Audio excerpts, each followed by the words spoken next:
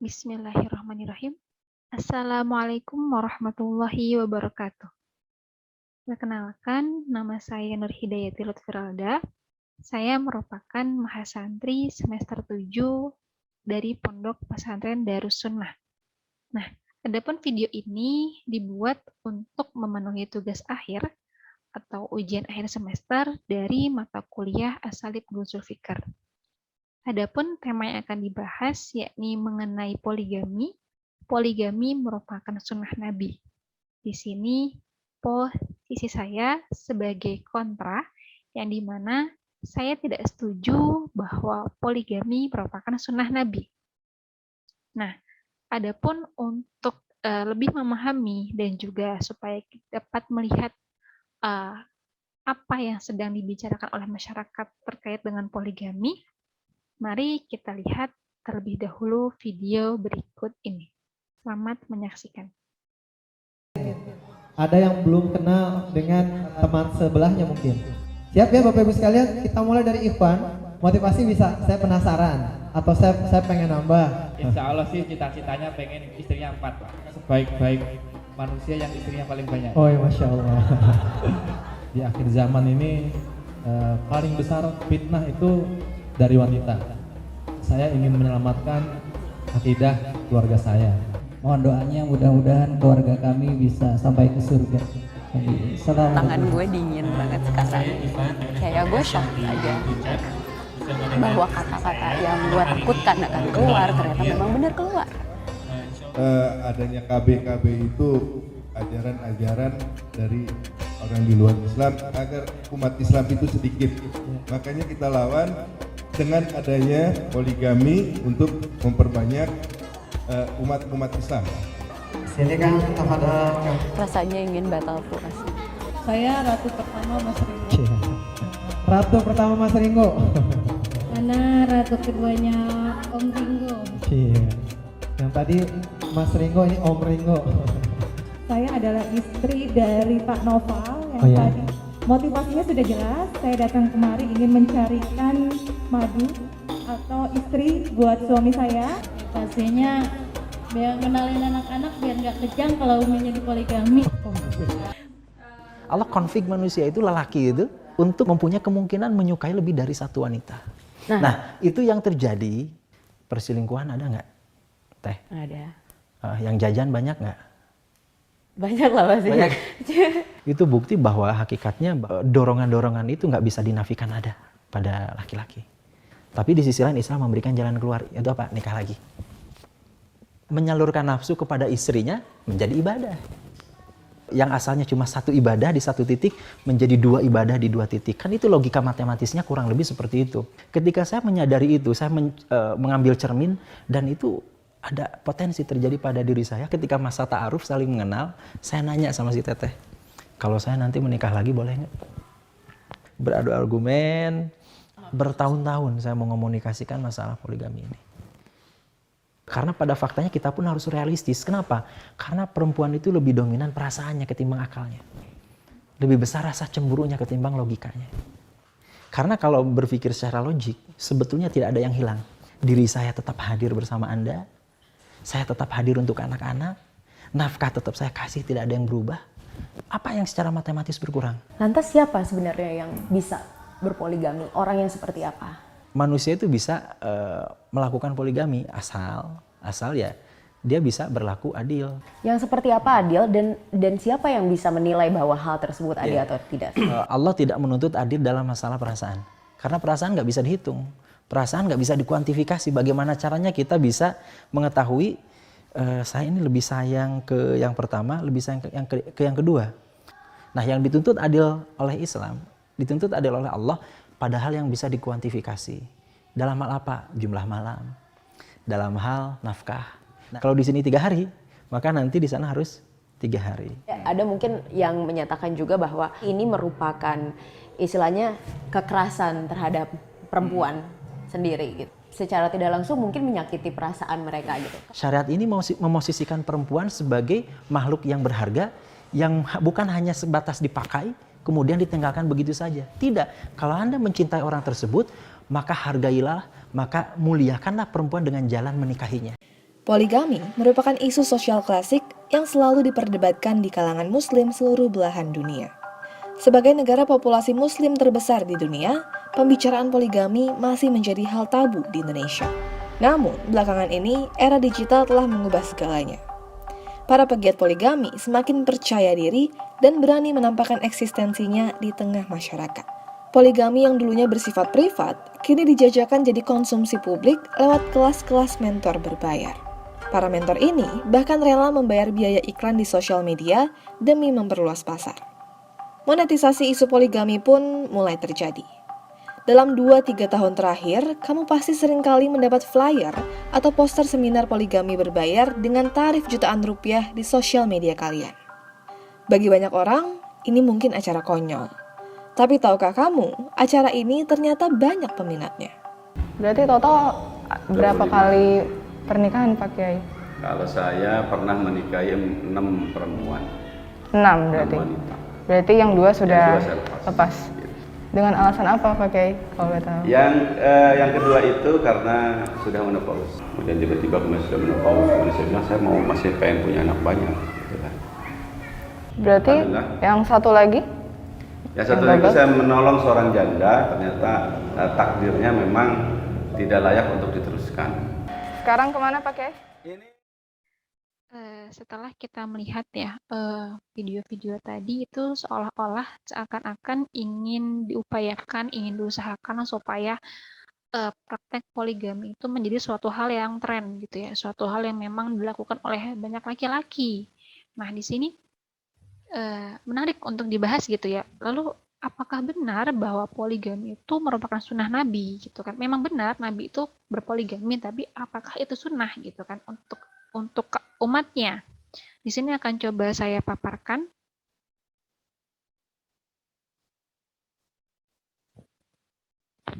Ya,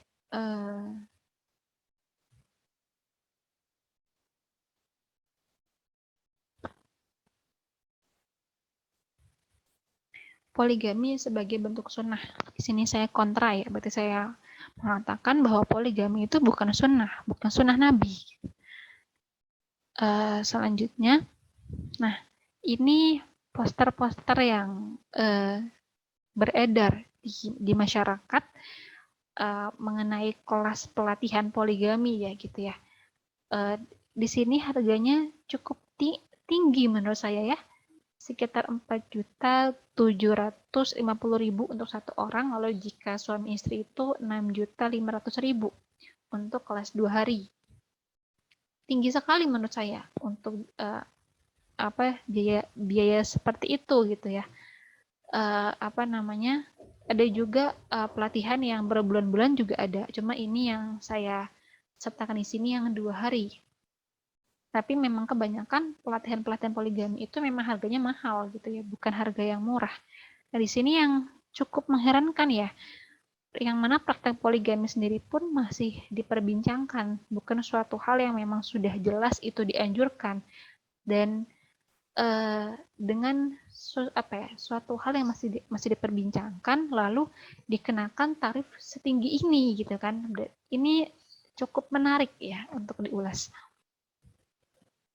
Selanjutnya, nah sering juga para pelaku poligami atau laki-laki yang berpoligami, suami yang berpoligami itu menggunakan dalil atau memberikan statement bahwa Nabi pun berpoligami kok gitu kan. Lalu di sini akan kita bahas sebenarnya bagaimana praktek poligami atau praktek pernikahan Nabi Muhammad itu sendiri gitu kan. Nah, pernikahan Nabi yang lebih dari 4 orang perempuan merupakan salah satu bentuk kekhususan bagi Nabi Muhammad atau disebut juga dengan khususiyat an-Nabi. Dan di sini juga Imam Syafi'i berpendapat bahwa sunnah Rasulullah yang bersumber dari Allah Subhanahu wa taala menunjukkan bahwa selain Rasulullah tidak diperbolehkan bagi laki-laki untuk mengumpulkan 4 perempuan dalam satu pernikahan. Nah, selanjutnya ini fakta poligami Nabi Muhammad ya, yang jarang disadari. Di sini saya mengutip dari islami.co. bisa dilihat Rasul itu melakukan monogami atau hanya cukup menikah dengan satu istri itu selama 28 tahun, itu dengan Sayyidah Khadijah, lalu Sayyidah Khadijah wafat, lalu beliau sempat menjadi duda, baru setelah itu beliau menikah lagi, berpoligami di sini selama 8 tahun sampai beliau wafat gitu. Nah, faktanya secara periode monogami Nabi Muhammad itu lebih lama dibandingkan poligaminya. Jauh ya, 28 tahun dengan 8 tahun. 3 kali lipat lebih. Lalu fakta yang kedua, jika poligami itu merupakan syariat atau merupakan sesuatu yang dianjurkan oleh Nabi Muhammad, gitu kan, seharusnya Nabi melakukannya sejak bersama Khadijah. Kenapa? Karena sejak beliau bersama Khadijah pun itu beliau sudah menjadi nabi gitu ya. Lalu yang ketiga, Nabi melarang Ali memadu Fatimah, putri tercintanya.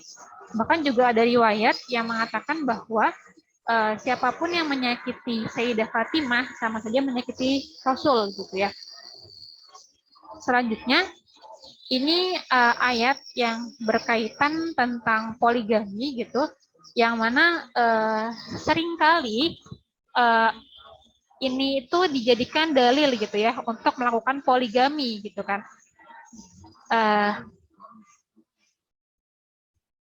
A'udzubillahi minasyaitonirrajim. Bismillahirrahmanirrahim. Wa in khiftum alla tuqsitu fil yatama fankihu ma taba lakum minan nisa'i mathna wa thulatha wa ruba'. Fa in khiftum alla ta'dilu fawahidatan aw ma malakat aymanukum dzalika adna alla ta'ulu. Shadaqallahul azim. Artinya, dan jika kamu takut tidak akan dapat berlaku adil terhadap hak-hak perempuan yang yatim, bila mana kamu menikahinya, maka nikahilah wanita-wanita lain yang kamu senangi, 2, 3, atau 4. Kemudian jika kamu takut tidak akan dapat berlaku adil, maka nikahilah seorang saja, atau budak-budak yang kamu miliki. Yang demikian itu adalah lebih dekat kepada tidak berbuat aniaya. Nah, kita akan lihat pada sababun nuzulnya. Nah, ini sababun nuzul ayat tadi ya. Sebenarnya banyak riwayat, banyak pendapat yang menjelaskan tentang sababun nuzul. Di sini saya mencantumkan riwayat Aisyah. Juga nanti akan disinggung riwayat Imam Qurtubi. Riwayat Sayyidah Aisyah itu menjelaskan bahwa ayat tersebut itu konteksnya itu yakni mengenai anak perempuan yang dalam pengampuan walinya, yang mana harta anak itu telah bercampur dengan harta walinya. Jadi lalu walinya itu takut dolim karena tidak takut tidak memberikan hak anak perempuan ini secara benar gitu kan. Yang mana anak perempuan ini merupakan anak yatim gitu kan. Nah, lalu laki-laki ini pun bermaksud untuk menikahi perempuan tersebut gitu ya, menikahi anak yang di bawah perwaliannya gitu. Lalu laki-laki ini itu bermaksud untuk tidak memberikan mahar sebagaimana yang diberikan mahar kepada perempuan ketika dinikahi gitu. Nah, jika tidak demikian gitu kan, maka nikahilah perempuan 2, 3, atau 4. Lalu juga ada riwayat Imam Qurtubi yang menjelaskan bahwa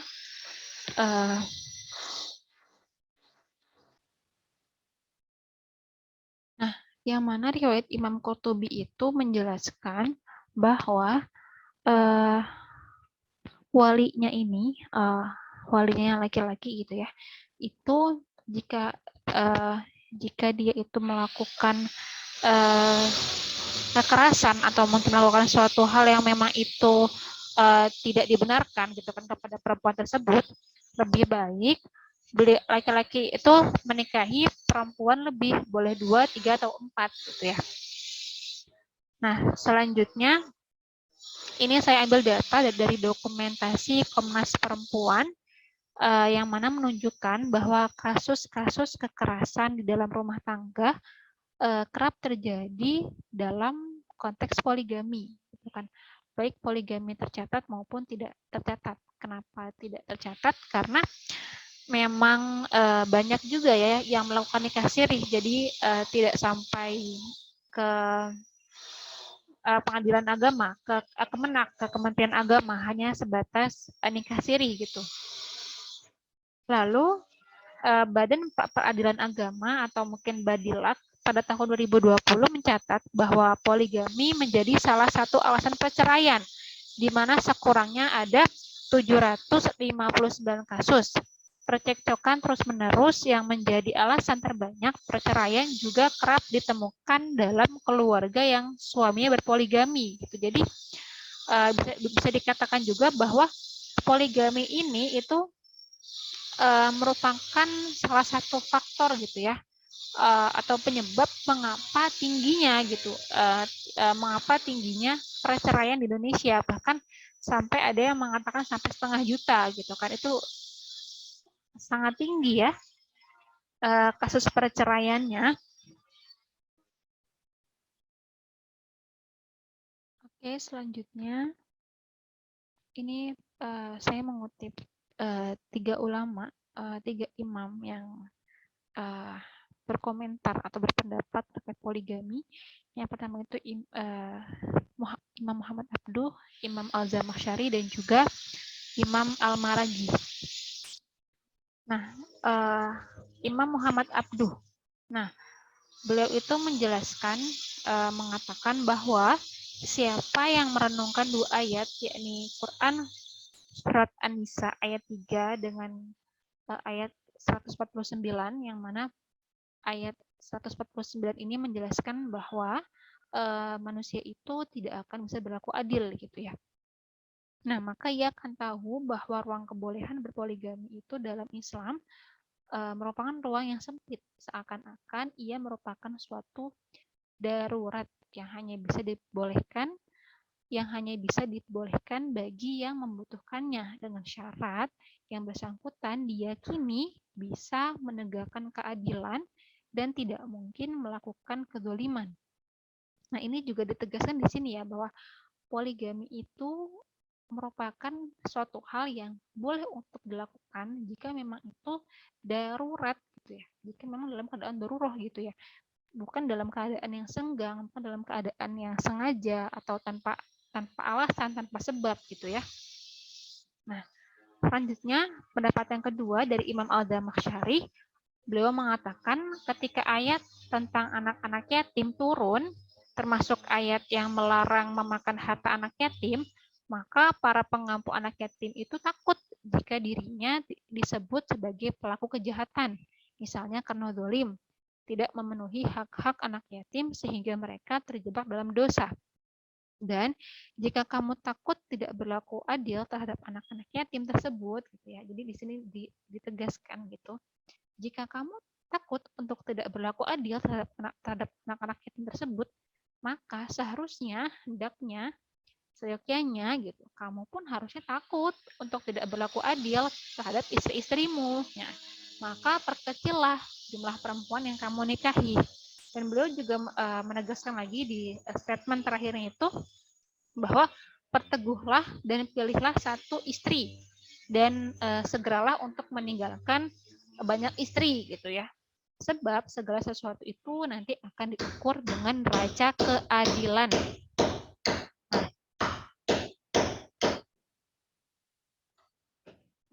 Di sini itu seolah-olah menegaskan ya bahwa praktek poligami itu merupakan suatu pintu darurat. Jadi tidak dilakukan ya dalam waktu yang senggang gitu ya. Selanjutnya